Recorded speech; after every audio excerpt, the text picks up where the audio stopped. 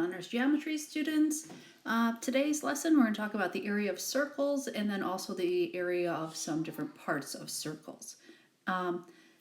You probably remember this from before, but the area of a circle formula is area equals pi r squared, and r represents the radius. If you're wondering where the heck did this formula come from, you'll notice that we have this circle here that's been divided up into a bunch of pieces of pizza, and then they're rearranged. And roughly what we get here is a parallelogram. And remember, the area of a parallelogram is base times height. Well, this piece here would be like my base. And if you look at all these little half curve archy guys, all of them together would form this outside edge of the circle, which is the circumference. Half up top, half on the bottom. So I have half my circumference. Remember, circumference I can find with 2 pi r. I can simplify that. Half times 2, that's just 1 pi r. All right, and then this height, I know it's not exact, but as I cut smaller and smaller triangles, this is going to approach the length of my radius, which is r. And to find the area of that parallelogram, I'm going to take my base, which is pi times r, times my height, which is r, and pi r squared is our area. So that's a little bit about where that formula for the area of a circle came from. All right, so example 1, we are looking for the exact area of a circle whose diameter is 10 inches. All right, exact, that means no weird decimals. So since we are looking for the area of a circle, we know area of a circle is in terms of pi, so our answer is going to have pi in there. All right, but we don't know our radius. Instead, we know our diameter. And if we divide it by 2, we get our radius is 5. Okay, diameter all the way across is 10, so that means halfway across is going to be 5. So we'll plug 5 in for our radius. So we have pi times 5 squared. 5 squared is 25. Typically we write the number first. We have 25 pi. Our unit is inches, and since we're talking about area, it's 25 pi inches squared. Looking at the next example, here we're told that our area is 16 pi square centimeters, and it's going to be our job to find the exact circumference. Okay, so I'm thinking area of a circle, so I'm thinking area equals pi r squared. I'm thinking circumference is 2 pi r. All right, so I'm going to start with the stuff I know. If area equals pi r squared, and the area is 16 pi equals pi r squared. I'll then divide both sides by pi, which gets me to 16 equals r squared. To undo squared, we're going to square root. Remember, those are inverse operations. And we get that our radius is 4. Now, next year when you get to Honors Algebra 2, you're going to want to deal with all of the possible solutions, so you'd have plus or minus 4. But for our purposes, we know that our radius can't be negative, so we're just going to focus in on our radius of 4. So now we're into part 2, which is finding our exact circumference. Circumference is 2 pi r. We're going to take 4 and plug it in for r. 2 times pi times 4. 2 times 4 gives me 8. Throw a pi on there. Since circumference is a length, I'm going to deal with just plain units, so 8 pi centimeters. All right, so that's our little overview of finding the area of a whole circle, and then a couple of things that you can do with that. Now we are going to take a look at the sector of the circle. Sector of the circle, you might be thinking about pizza. For our shot put and discus track and field athletes, sector of a circle, that's going to be the portion where you can throw a valid or put a valid shot or disc and have it score your distance. All right, so think of a sector as a circle as your pizza. All right, so it's the technical definition, the region bounded by 2 radii and their intercepted arc. All right, so Our technical formula is a over 360 times pi r squared, where a is the arc measure, and that's going to be in terms of degrees. So let's say that this is 60 degrees. That would be 60 for a, and then r is our radius. A over 360 times pi r squared, that's all well and good.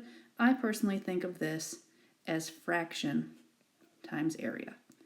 The portion of the circle that I get to keep out of 360 times the area of the circle. All right, so let's try it out. We're going to look for the exact area of the sector. I notice that I have 63 degrees out of 360, so that's my fraction, times my pi r squared. Pi times, now 6 is my radius. All right, so I have 63 over 360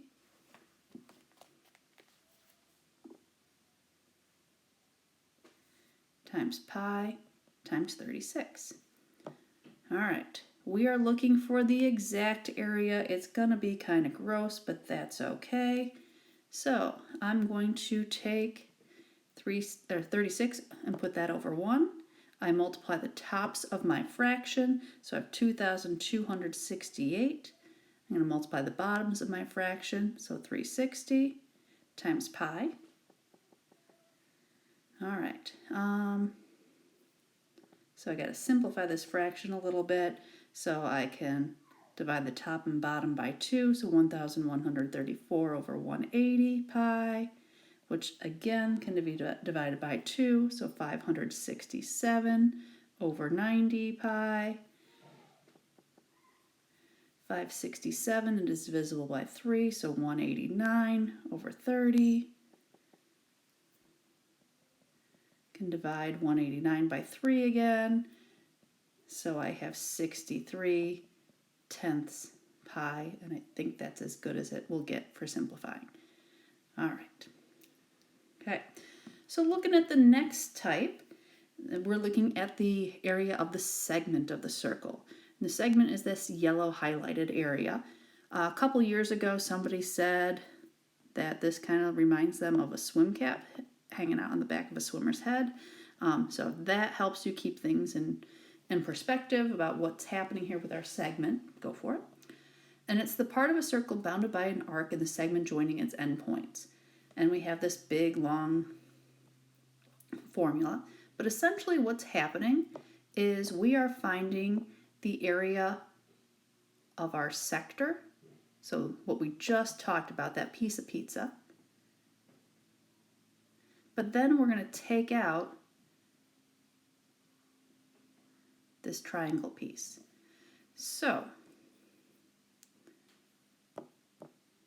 formula for the sector is a over 360 times pi r squared, and then we remove the triangle, which is 1/2 base times height.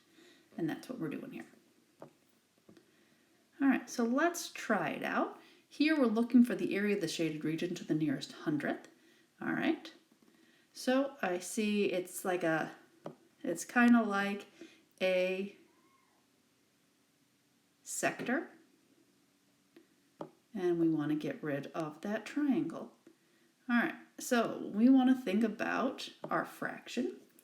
Okay, so we can think of this 120 degrees as our arc measure, and I know it's out of 360, times my area. Area is pi r squared, and our radius here is given at 8. Okay, and then we want minus 1/2 base times height. All right, here's where it gets a little bit tricky, because base and height in a triangle have to be connected by a 90-degree angle, and we don't have that happening here. So I might choose to drop down a 90-degree angle. But before I do that, let's talk about this angle here is a central angle, and a central angle has the same measure as the arc it intercepts. So this is 120 degrees. All right, so keep that in mind. So when I drop in this 90-degree angle, I'm cutting that 120-degree angle into 2 equal pieces, so it's 60 degrees. Left over here is 30 degrees, so I see a 30, 60, 90 triangle. across from 30 is x, across from 90 is 2x, and across from 60 is x root 3. Well, if I know that 2x is equal to 8, I can divide both sides by 2 and find that x is 4. So I know the height of my triangle is 4. If I plug in here, I have 4 root 3, which is the same thing on the other side for 4 root 3. So the entire base, 4 root 3 plus 4 root 3, that's 8 root 3s.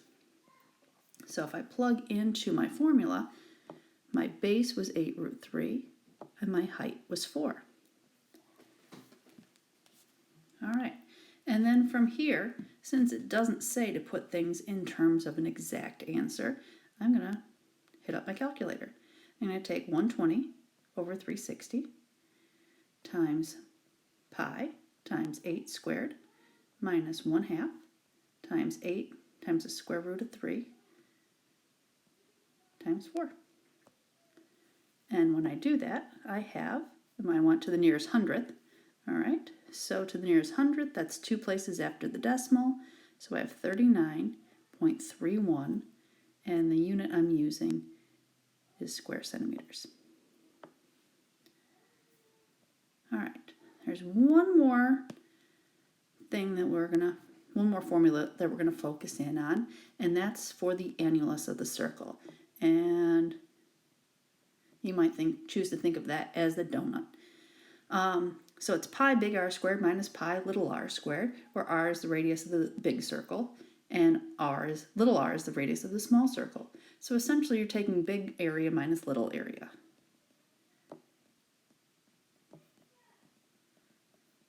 And this is going to be in terms of concentric circles. Remember from yesterday, concentric circles are circles that share the same center. All right, so here we're going to find the exact area of the shaded region. So we're thinking pi big R squared minus pi little r squared. So if I want to take a look at my big radius, that would be like this portion here. So 3 and then 2 for that outside edge. I have a big radius of 5. I continue on. My little radius is 3. Okay, so I clean it up. Pi times 5 squared, that's 25 pi. Pi times 3 squared, that's 9 pi. And I end up with 16 pi, and I'm dealing with square centimeters as my exact area. All right, homework. We're going to take a look at section 5-8. We're going to look at 1 through 6, 12 through 15, 18 through 21, 24 through 27. If you are feeling totally overwhelmed, stop after 20 minutes. We're putting a 20-minute time cap on our assignments. We don't need to be sitting in front of our computers doing math all day long. So stop after 20 minutes and you can turn it in from there. All right. So I'm going to take you through just a couple of questions just to get you started. All right. So let's take a look at question number 1, finding the area of the circle, leaving our answer in terms of pi.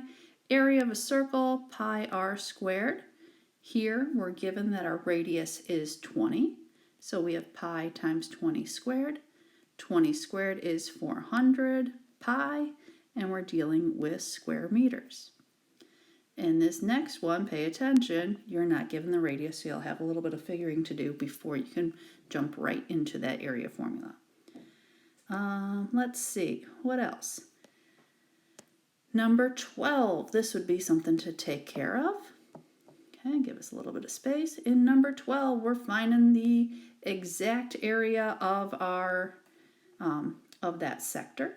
Remember, sector is fraction times circumference. All right, and my fraction is 45 degrees out of 360. If you want to go ahead and simplify that to 1/8 right away, that's fine, but you don't need to.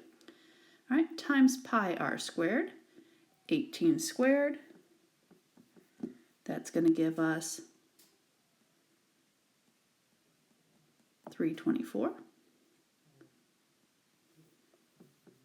324 divided by 2, that's 40.5 pi. Typically, we don't leave our answers in terms of a decimal like that. It looks kind of funky. So more often than not, you would turn that into an improper fraction. And I can think of that as 81 halves pi. And I'm dealing with square yards. That's more likely how that answer would appear on a standardized test like your ACT. All right, let's see. Try out, want to point out here when you're dealing with your sector, number 21, notice, sorry, when you're finding the area of your segment, notice here, you want everything except for the segment. So what I would suggest that you do, you find the area of the whole circle, find the area of the segment that you don't want, and then subtract them. Okay, and then cruising ahead, looking at some more items. I'll look at number 27, for example. All right, so we're looking for the area of the shaded region, and there is no formula for that green shaded portion. But if I draw in this line here, I notice that this is half a circle. And if I kind of portion it out and look at this portion of my diagram, okay, what's missing is also a half a circle. So in essence, even though it looks kind of funky, you are looking for the area of just this portion. Oop, very large pen tool. All right, there we go. So think about how much of a circle you get to pick. So, or get to keep. All right, so with those last four, there's no straight formula for what you have going on, but see if you can rearrange and see if you can get it to relate to one of the formulas we've talked about in class. All right, that's it for today. Please let me know if you have any questions. Talk to you later. Bye.